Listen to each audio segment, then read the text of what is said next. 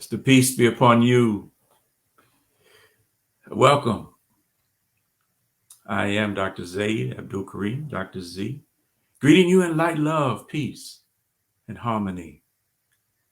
And we want to share some ideas today about happiness. You know, you look around in the world and you see that there are people who are unhappy, that are not satisfied with their life, not satisfied with themselves.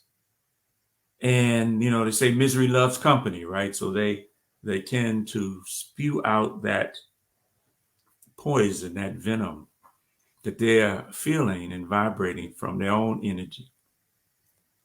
And that's not the kind of life that we want to live. Happiness is our natural state. When you look at the baby, right? They're happy unless they wet themselves or pooped or they want some food or something that they want, right? But our state is happiness, in fact, even joy. And so we want to ignite that energy and return to that. So to start that, I'd like to start with some words from divine guidance. Bismillahirrahmanirrahim. Ya ayyuhan nafsul mutma'inna irji'i ila rabbiki radiyatan mardiyya fadkhuli fi ibadi wadkhuli jannati. Yes. And God speaks the truth. So this is a message now getting the attention of the soul that's satisfied, the soul that's happy and that's peaceful. This is the definition of happiness. It's not something silly. It is the state of being happy and satisfied and at peace within yourself. And this peaceful soul is one one aspect of the soul. And so the instruction here for all humanity is to that soul, the message is, give me your attention and return.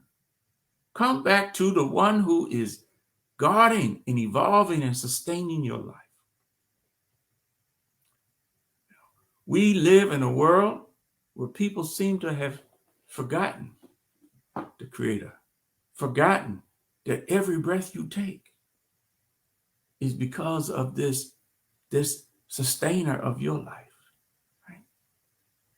And that in order for us to be happier, especially in this time when we see the work of the devil and his crew all over, all around us, even within us sometimes, it's time to return to the satisfied soul, which involves coming back to the one who's evolving our life in a state where we are pleased with what we find in our life and we are pleased with ourselves.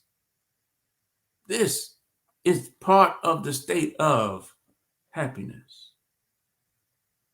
And then immediately recognizing that we are the workers. So maybe this message, if you're not a worker for the Creator in some way, which we all are, because we can't even come to the Creator unless we're serving. And so even if you don't acknowledge Him, that thing He's given you to do in your life is because of Him and the gifts that He's given you and the opportunities He's given you to cultivate that gift and be of service. One of the first doors to opening into happiness is service. Not selfishness, like what we see out in this world, but service, selfless service. Giving freely what it is that you have been given to give, to serve through.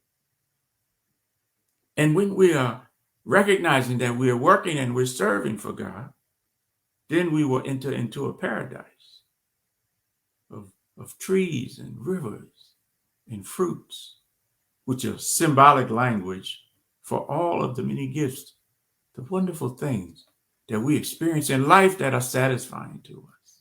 Yes. And so this starts with this satisfied soul. And I believe it's important to know that there are three aspects to our soul. The first one is the satisfied soul, which we're born with. When you look at that baby smiles, it just melts your heart. because that satisfaction that they're demonstrating, they might not even be able to talk.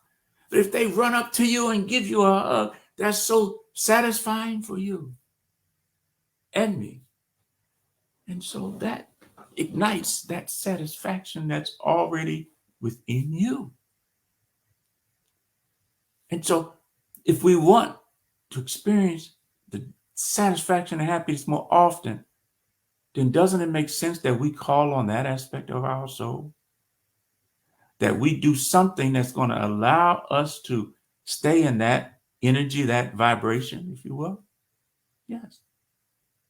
Because we either choose that in every moment, or another aspect of the soul can pop up and dominate.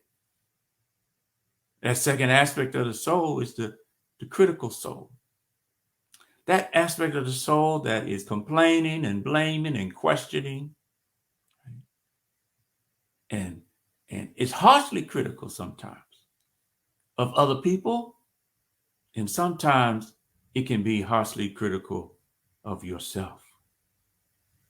Right? We can criticize ourselves, which a lot of that comes from early negative conditioning from when we were children. Maybe most of us have had some type of emotional experience that was negative between the ages of 0 and 7 that we never integrated into our way of being, our emotional selves. And so it's amplified as a teenager, as a young adult, and something can happen now that can trigger that. One person can say one word or one phrase, and it'll take us back to those experiences that are so far down in our subconscious mind, we're not even aware.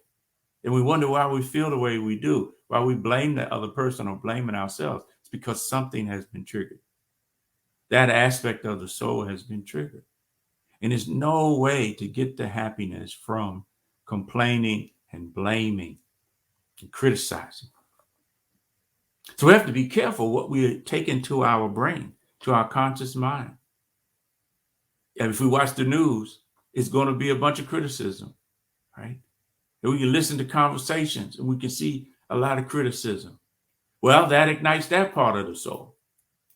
And we cannot get the happiness from there. If you know what I'm talking about, put something in the chat to let me know, yeah, you with me? This makes sense. Does this make sense to you? Right? That I've identified two parts of the soul. One is happy and satisfied and at peace, because that's what happiness is. That's how I'm defining happiness. Not something silly, but having peace and satisfaction within your soul. You know, there's an old song. A few different artists have recorded it. Yes, I'm thinking about the Rolling Stones right now, but they say, I can't get no satisfaction. Now, if I'm listening to that song over and over and over again, isn't that programming me? And so then what kind of feelings a person going to have listening to that? They can't get no satisfaction. So now nothing is satisfying to them. When they accept that as truth, and by repeating it over and over and over again, that's how we can be programmed. Whether it's true or not, when the soul accepts it, it moves it into the subconscious mind. We have feelings about it. And those feelings then generate the energy or the vibration that we send out into the world, either consciously or unconsciously. And so we don't want to listen to a song that's telling us we can't get satisfaction when satisfaction is the thing that we want most. So let's become aware when we're in that aspect of the soul that is complaining and blaming. Because what I believe, the truth is that all of us and everything that happens to us is from the will that we have, the will of the Creator, the will of God.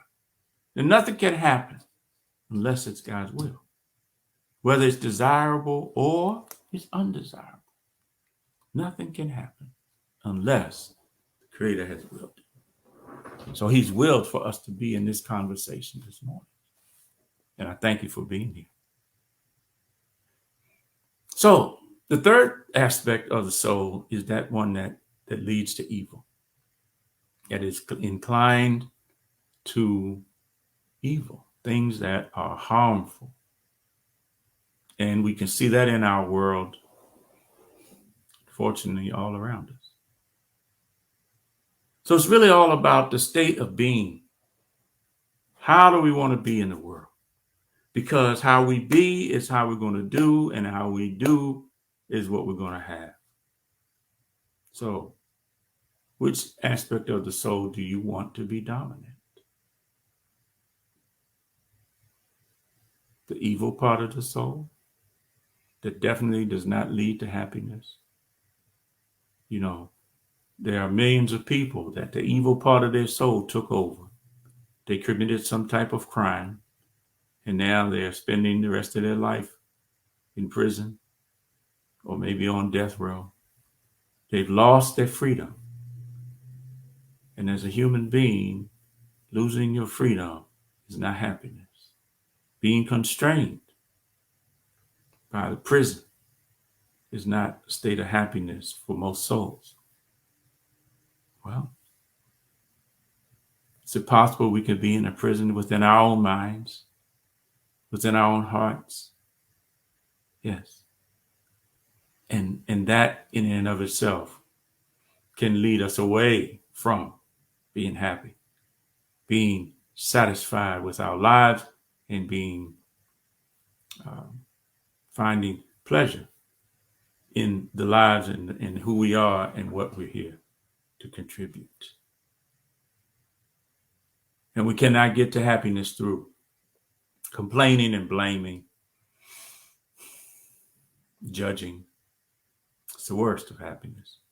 How about if we try compassion and mercy? So here's what I'd like to invite you to today. Today, just for today. As you go through life, pay attention to what you're thinking and feeling. If that thought or feeling is complaining or toward evil, be aware of that and change it immediately. And find a thought that is satisfying.